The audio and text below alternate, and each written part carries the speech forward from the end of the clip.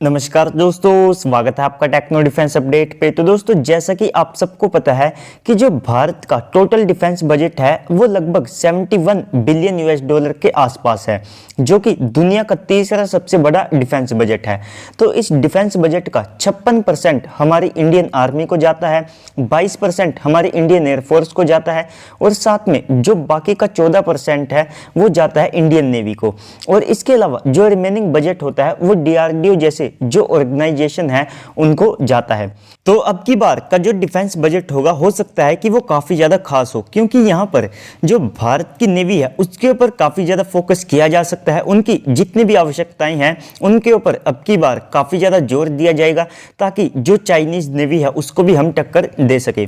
तो दोस्तों, यहाँ पर सबसे ज़्यादा जो जोर होगा वो होगा इंडियन नेवी के अंदर जो नए नेवल शिप है उनको शामिल किया जाए। तो इस अपडेट में यहाँ पर साफ तौर पर बताया गया है कि इंडियन नेवी के अंदर जो सबमरीन, डिस्ट्रॉयर और साथ में एयरक्राफ्ट कैरियर होंगे उनके ऊपर अब की बार सबसे ज़्यादा ध्यान दिया जाएगा।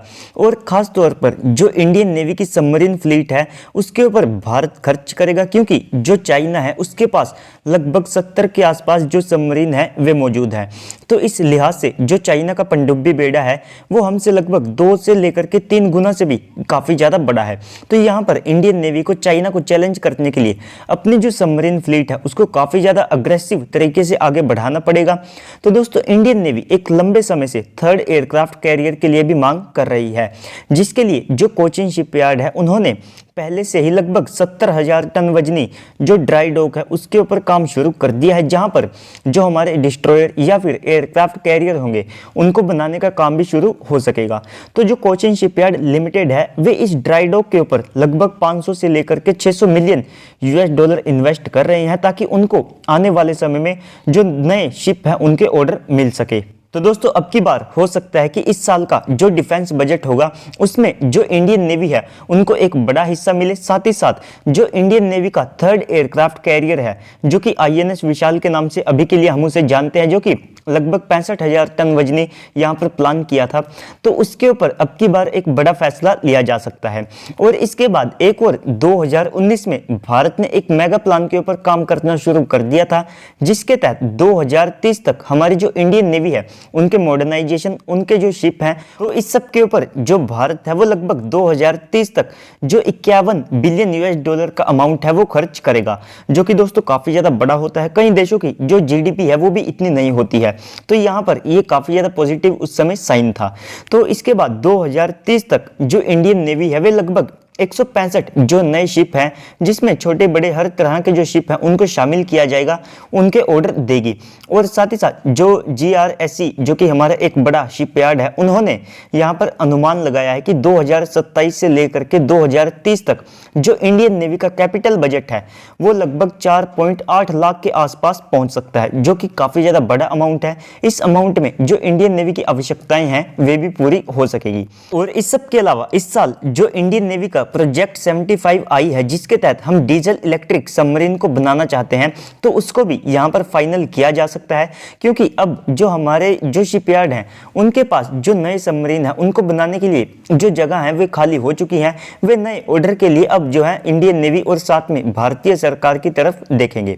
तो दोस्तों, इसके बाद अगर आप बात करें अपनी अगली अपडेट की, तो वो है डीआरडीओ ने दोबारा से जो ब्रह्मोस मिसाइल है उसका टेस्ट किया है। तो दोस्तों, इससे पहले भी जो इंडियन नेवी है उन्होंने कुछ दिन पहले ही अपने डिस्ट्रॉयर से जो ब्रह्मोस मिसाइल है उसको फायर किया था, और इसी के साथ केवल ब्रह्मोस का ये 20 दिन के अंदर सेकंड टेस्ट है। तो दोस्तों, यहाँ पर जो ब्रह्मोस मिसाइल है उसके नए वेरिएंट को तैयार किया गया है, और ये बात खुद डीआरडीओ ने बताई है। और साथ ही साथ जो भारत के आने वाले समय में डिफेंस एक्सपोर्ट होंगे उसमें जो केवल ब्रह्मोस है वो बिलियंस ऑफ डॉलर का जो शेयर है उसे लेकर के बैठने वाली है, क्योंकि लगभग भारत ने 350 मिलियन यूएस डॉलर से भी ज़्यादा की जो डील है वो केवल फिलीपींस के साथ की है। इसके बाद जो वियतनाम है उसके साथ भी हम डील को साइन करेंगे। साथ ही साथ वे तो हमारे जो दूसरे सिस्टम है उनको भी खरीदने के ऊपर विचार कर रहे हैं। तो दोस्तों, जो ब्रह्मोस मिसाइल है भारत उसके अलग अलग वेरिएंट को बना रहा है, जिसमें हम 4.5 मैक की स्पीड और साथ में 1500 किलोमीटर तक मार करने वाली मिसाइल को भी बनाना चाहते हैं। तो इसके अलावा अगर आप बात करें ब्रह्मोस मिसाइल के एक्सपोर्ट को लेकर के, तो देखिए दोस्तों, दुनिया में लगभग 40 से भी ज्यादा देश हैं जो कि ब्रह्मोस मिसाइल में अपना इंटरेस्ट दिखा चुके हैं, जो कि ब्रह्मोस मिसाइल को खरीदना चाहते हैं। जो साइप्रस है वो भी इस मिसाइल को खरीदना चाहता है, साथ ही साथ ग्रीस और इसके अलावा जो वियतनाम हो गया, फिलीपींस ने ऑलरेडी खरीद ली है, मलेशिया जैसे जो देश हैं, ब्राजील, ऐसे बहुत सारे ऐसे देश हैं जो कि ब्रह्मोस मिसाइल को खरीदना चाहते हैं। तो दोस्तों यहाँ पर इस तरह के जो टेस्ट हैं, इससे सबसे पहले भारत को ये फायदा होगा कि हम जितने भी टेस्ट करते हैं उनसे हम कुछ ना कुछ नया सीखते हैं, और इस सब के अलावा जो ब्रह्मोस मिसाइल है वो सुर्खियों में बनी रहती है। तो इससे आप कह सकते हैं कि जो फ्री का प्रमोशन या फिर एडवर्टाइजमेंट है वो भी यहाँ पर हो जाती है। और अगर थोड़ी बहुत जो कसर है वो भारत की तरफ से रह जाती है तो उसको जो चाइना का भोपू यानी कि ग्लोबल टाइम्स है वो पूरी कर देता है खुद से कवर करके। तो दोस्तों इसके बाद अगर आप बात करें अपनी अगली अपडेट की, तो वो है चाइना पाकिस्तान को लेकर के। तो देखिए दोस्तों, जैसा कि जो पाकिस्तान है उसने भारत के राफेल फाइटर जेट को काउंटर करने के लिए लगभग 25 जो J-10C एयरक्राफ्ट है उनको लेने का फैसला किया है। तो दोस्तों ये जो 25 के 25 एयरक्राफ्ट हैं ये आप सबको 23 मार्च को पाकिस्तान में देखने को मिल सकते हैं, क्योंकि 23 मार्च को पाकिस्तान में जो भी सेलिब्रेट किया जाता है तो हो सकता है कि वहां पर ये जो एयरक्राफ्ट हैं इनके जो फ्लाई है उनको यहां पर दिखाया जाए। और इस सब के अलावा 2019 में जो दुबई में एयर शो हुआ था तो वहां पर जो चाइना है उसने अपने J-10 एयरक्राफ्ट को दिखाया था। तो दोस्तों वहां पर उन्होंने इसके एक्सपोर्ट वेरिएंट को दिखाया था और ये बताया था कि इसकी जो यूनिट कॉस्ट है वो लगभग 40 मिलियन US के आसपास है।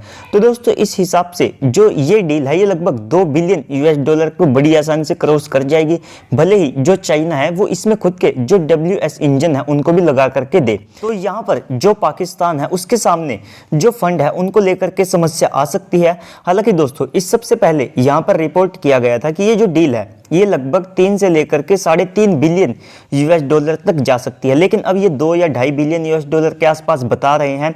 तो हो सकता है कि यहाँ पर इस डील में कुछ चेंजेस भी किए गए हों। तो यहाँ पर जो चाइना है हो सकता है कि उनको यहाँ पर मदद करनी पड़े, काफ़ी ज़्यादा चांसेस है कि चाइना इनकी मदद कर देगा। तो जो पाकिस्तान है उसके लिए फंड्स इतनी ज़्यादा बड़ी समस्या नहीं है जितनी फंड्स के लिए पाकिस्तान आज की तारीख में समस्या बन चुका है। तो दोस्तों जो J-10 है ये एक सिंगल इंजन एयरक्राफ्ट है जिसको वे राफेल के काउंटर के तौर पर ले रहे हैं, और साथ ही साथ इसमें जो PL-15 मिसाइल है उसका यूज किया जाएगा। तो इसकी जो रेंज है वो पहले लगभग 350 किलोमीटर तक क्लेम की जाती थी, लेकिन टाइम के साथ ये 200 तक आई, 280, 250, 160, लेकिन अब ये 145 किलोमीटर के आसपास ही रह चुकी है। तो ओवरऑल आप यहीं से अंदाजा लगा सकते हैं कि जो चाइनीज सिस्टम है उनके क्लेम और साथ में रियलिटी में कितना ज़्यादा फर्क रहता है। तो आज के लिए सिर्फ इतना ही। अगर आपको वीडियो अच्छी लगी है तो वीडियो को लाइक करके चैनल को सब्सक्राइब कर दीजिएगा, ताकि आपको ऐसे ही डिफेंस से रिलेटेड जितनी भी वीडियो से वे मिलती रहे। साथ ही साथ सेकंड चैनल के ऊपर भी वीडियो डाल दी है तो उसे भी जाकर के आप देख सकते हैं, सेल्फ प्रमोशन। तो आज की इस वीडियो में इतना ही, मिलते हैं अगली वीडियो में, तब तक के लिए गुड बाय, जय हिंद।